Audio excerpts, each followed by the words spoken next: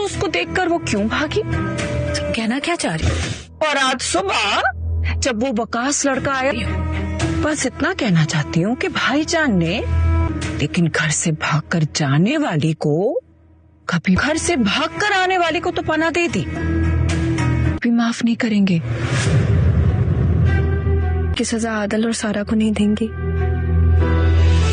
फरहत पप्पू ने जो भी किया, आप सारा आदिल से बहुत प्यार करती है।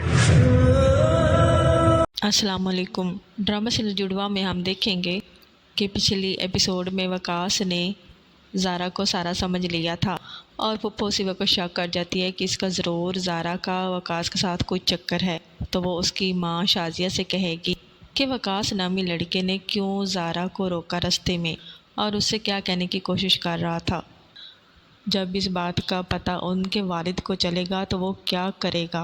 दूसरी तरफ हम देखेंगे कि जो ज़ारा है वो अपनी माँ से कहेगी कि सारा ने मुझसे कहा है कि वो आदिल से बहुत मोहब्बत करती है और मेरी शादी आदिल से करवा दो। तो ज़ारा ये सारी बात इसलिए अपनी माँ को बताती है ताकि वो सारा की मजबूरी समझ सके और उसकी मदद कर सके। ज़ारा देने जा रही है अपने दिल की कुर्बानी, अपनी मोहब्बत की कुर्बानी, और क्या ये कुर्बानी आदिल कबूल कर पाएगा?